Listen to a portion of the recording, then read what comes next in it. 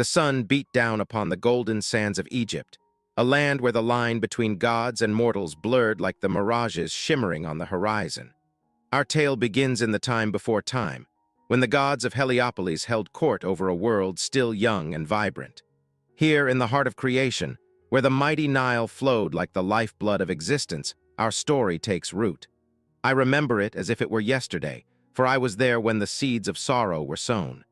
I am Thoth, god of wisdom, knowledge, and the keeper of divine secrets, and I witnessed the unfolding of a love story that would shake the very foundations of our world.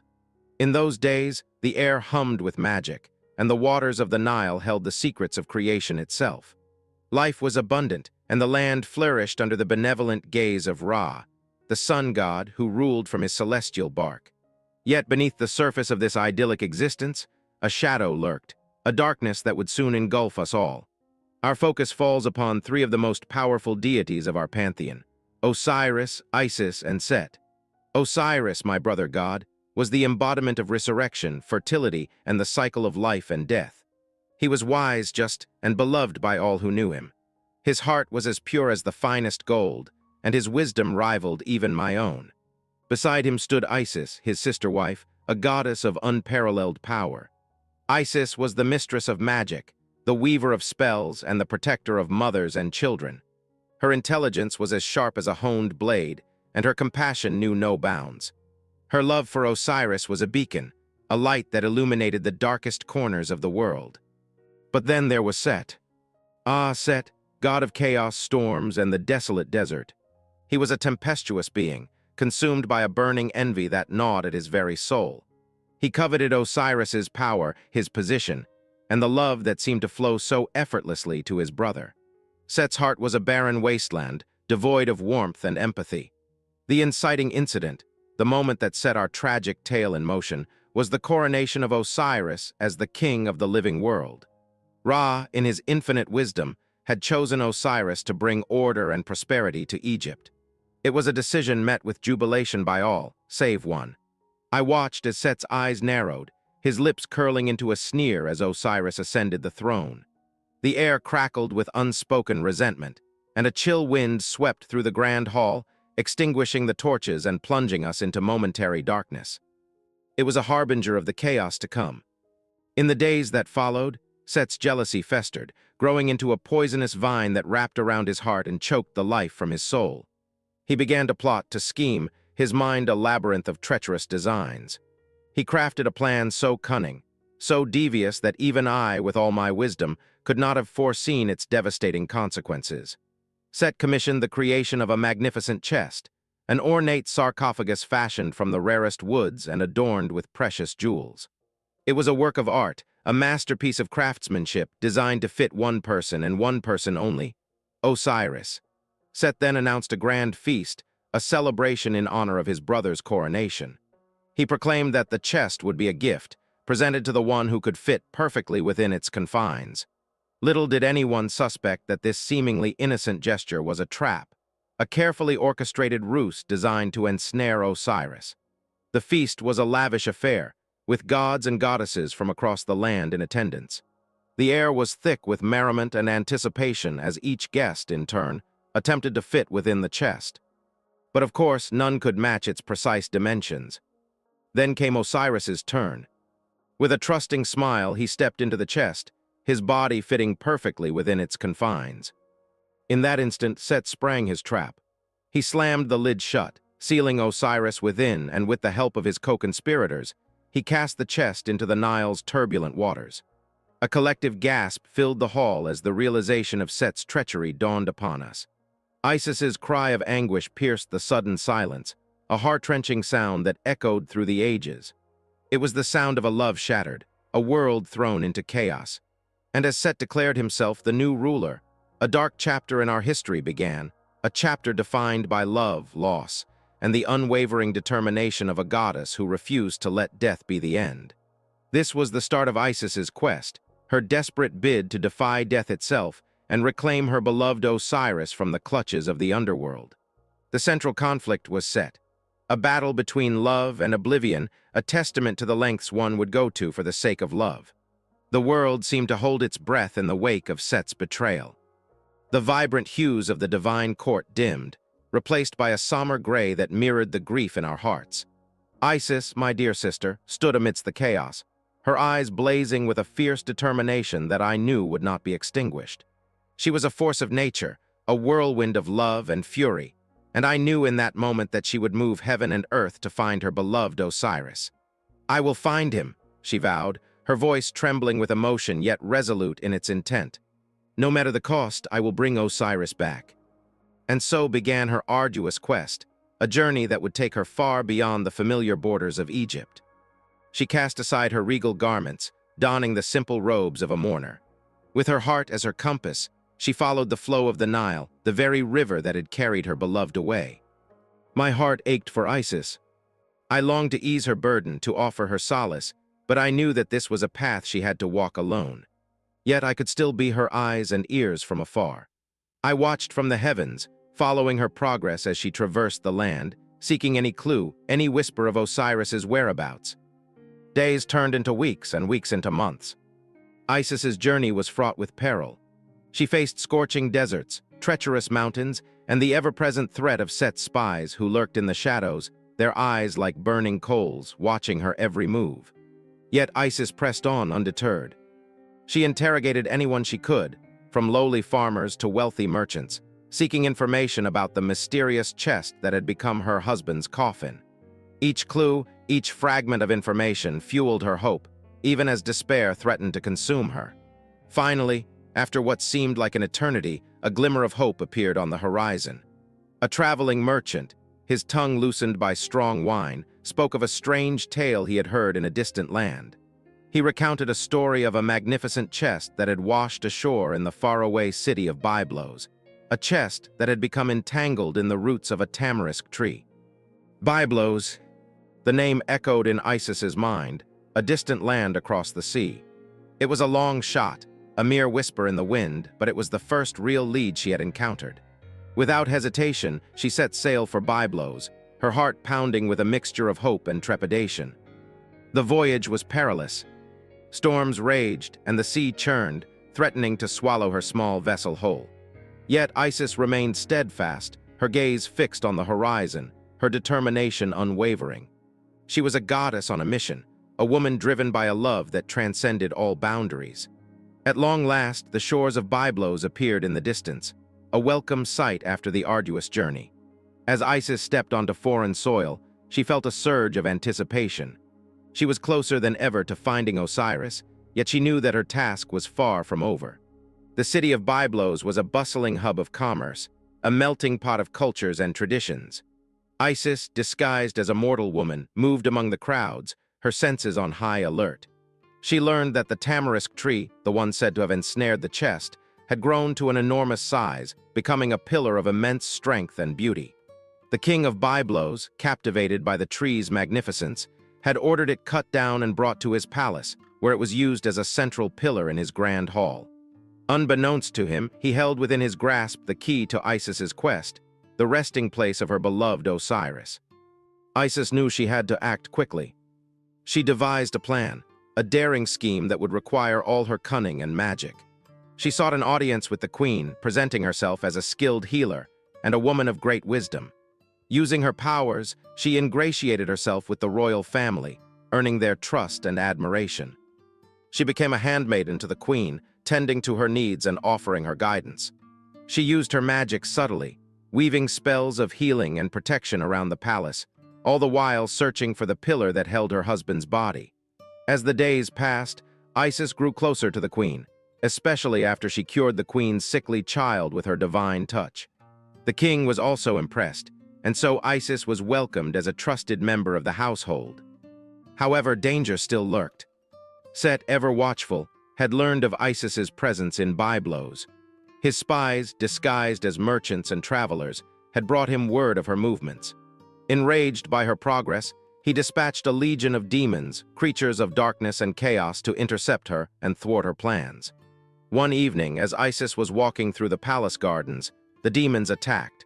They were terrifying beings, with eyes like burning embers and claws that could rend flesh from bone. But Isis was not defenseless. She summoned her magic, weaving protective shields and conjuring blasts of energy that sent the demons reeling. The battle was fierce, a clash between light and darkness, love and hatred. But how long could she keep this up? What would happen when the king and queen discovered her true identity? And would she ever be able to retrieve the chest with Osiris inside? The suspense was almost tangible and the answers uncertain. Isis, despite her valiant efforts, found herself in a precarious situation. The demons, though repelled, were not vanquished.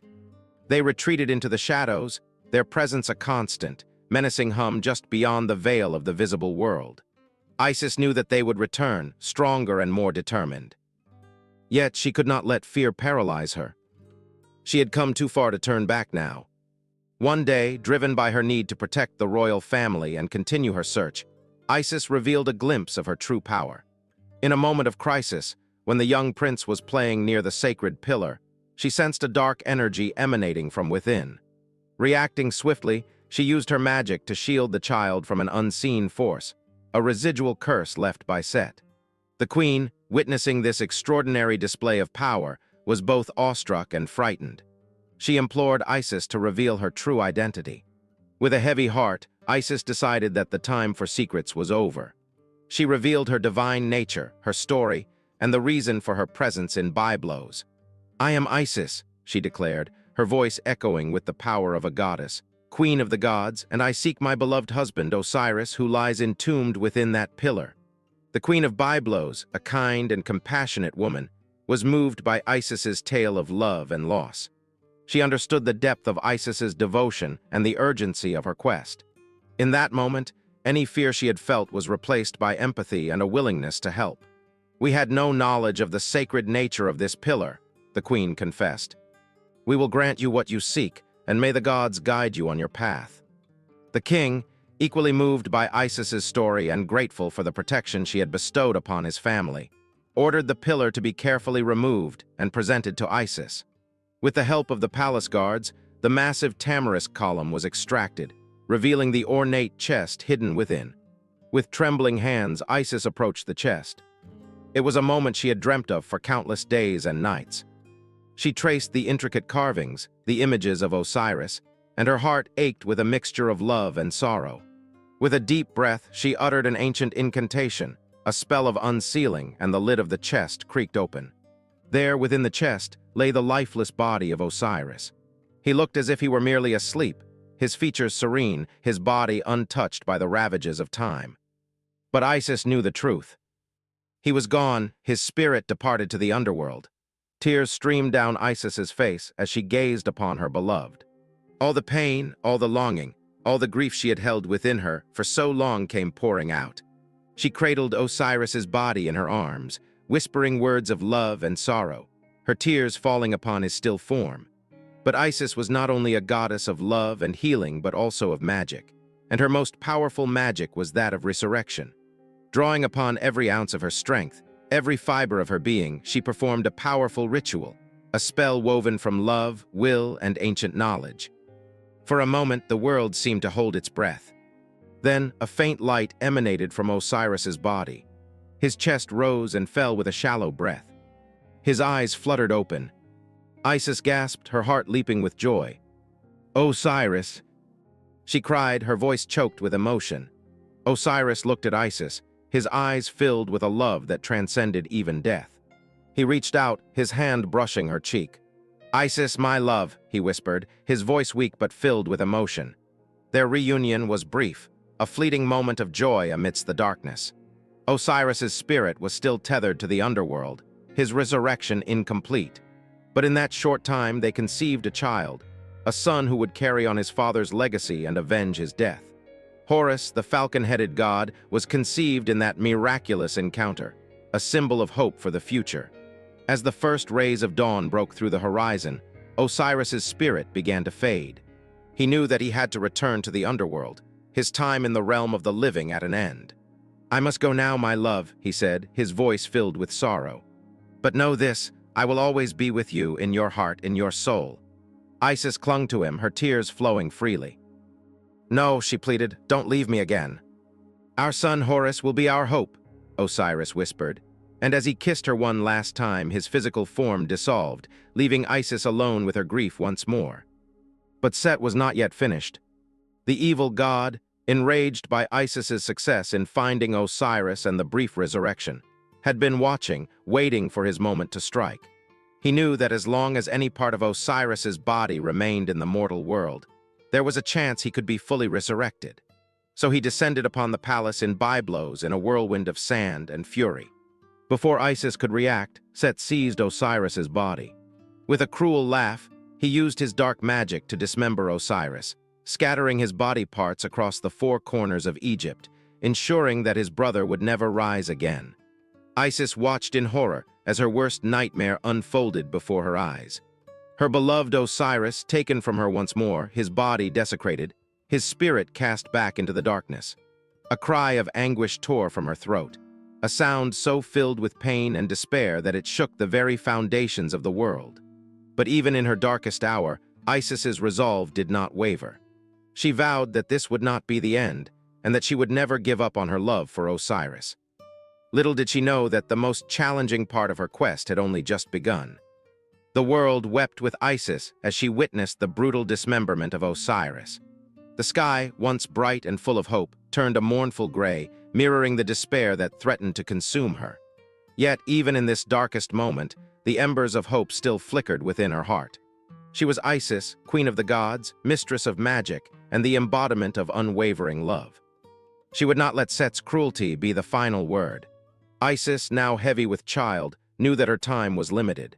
She had to gather the scattered pieces of Osiris before Set could further desecrate them, and before her pregnancy made it impossible for her to travel. This new quest, a race against time and despair, would be even more perilous than the last. But she was not alone. Nephthys, her sister, goddess of mourning and the unseen, heard Isis's cry of anguish. Though often aligned with Set, Nephthys' heart ached for Isis and for the loss of Osiris, whom she too had loved in her own way. She pledged her aid to Isis, vowing to help her find the scattered pieces of her beloved brother. Anubis, too, the jackal-headed god of mummification and the guardian of the dead, offered his assistance. He was the son of Nephthys and Osiris, a child born of a secret union, and he felt a deep connection to the fallen god. His keen sense of smell, able to track the scent of death across vast distances, would be invaluable in their search. And so the unlikely trio began their grim task. They traveled the length and breadth of Egypt, from the sun-baked deserts to the lush delta, following the faintest whispers of Osiris's presence. Anubis, with his canine instincts, led the way, his nose to the ground, sniffing out the scattered fragments of his father. Nephthys, with her intimate knowledge of the hidden places of the world, helped them navigate treacherous terrain and avoid Set's watchful eyes. Isis, despite her grief and the growing burden of her pregnancy, remained the heart of their quest. She used her magic to protect them from harm, to heal their wounds, and to glean information from the spirits of the land. One by one, they found the pieces of Osiris. A hand in a fisherman's net, a leg buried beneath a sacred temple, his torso hidden within a dark cave, each discovery a small victory, a testament to their unwavering determination, and each one was carefully wrapped in sacred linen. The search was arduous, fraught with danger, and filled with moments of despair. They faced sandstorms and floods, battled monstrous creatures, and constantly evaded Set's relentless pursuit. Yet they pressed on, driven by their love for Osiris and their hope for a future free from Set's tyranny.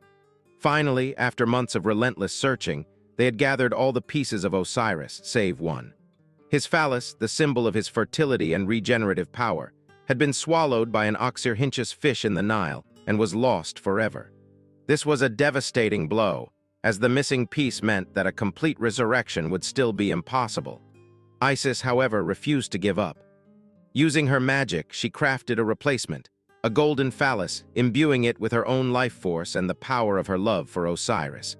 It was a desperate act, a gamble that could cost her everything, but she was willing to risk it all for a chance to restore her beloved. Then, in a hidden chamber beneath the sands, they performed the first-ever mummification ritual. Anubis, with his knowledge of the funerary arts, prepared Osiris's body, wrapping it in sacred linens and anointing it with precious oils. Isis, using her mastery of magic, chanted the ancient incantations, the words of power that would bind Osiris's spirit to his reassembled form. As the final words of the ritual echoed through the chamber, a golden light enveloped Osiris's body. The air crackled with energy, and the ground trembled beneath their feet. Isis held her breath, her heart pounding in her chest as she waited for a sign, a glimmer of hope. Then Osiris's chest rose and fell with a slow, steady breath. His eyes, though clouded with the shadows of the underworld, opened. He was alive, not fully restored to the world of the living, but resurrected nonetheless. But this was not the Osiris of old. He could no longer dwell in the realm of mortals. The underworld had claimed him, and he was now bound to it, destined to rule as the king of the dead, the judge of souls. A bittersweet joy filled Isis's heart. Osiris was alive, yet forever beyond her reach in the land of the living. Their reunion was not a return to the life they once knew, but a transformation, a new beginning. "My love," Osiris said, his voice a resonant echo from the realm of the dead. "I am now the lord of the underworld, the guardian of the afterlife. My kingdom is not of this world, but of the next." Isis, though heartbroken, understood. She accepted this new reality, this new role for her beloved. "And I," she said, her voice filled with a newfound strength, "will raise our son Horus. He will be your avenger, the one who will reclaim your throne and restore balance to the world." Osiris smiled, a sad, knowing smile. "Our son will be the hope of Egypt," he said. "He will be the dawn that breaks the darkness." And with that, Osiris's form began to fade, his spirit returning to the underworld. Isis watched him go, tears streaming down her face, but this time they were not only tears of sorrow, but also tears of hope. Isis, left alone with the immense responsibility of raising the future king, retreated to the hidden marshes of the Delta. She gave birth to Horus in secret, protecting him from Set's wrath and training him in the ways of magic, combat, and leadership. The story of Isis and Osiris became a legend, a testament to the power of love, the inevitability of death, and the promise of rebirth. Osiris, as the king of the underworld, ensured that those who lived just lives would find peace and eternal life in his realm. Isis, the devoted mother and queen, became a symbol of resilience, magic, and maternal love. And Set, though he had temporarily seized power, his actions had sown the seeds of his own destruction. The gods were divided, the people of Egypt longed for a true ruler, and the stage was set for the final confrontation, the battle between Horus and Set, a battle for the throne of Egypt and the restoration of balance to the cosmos.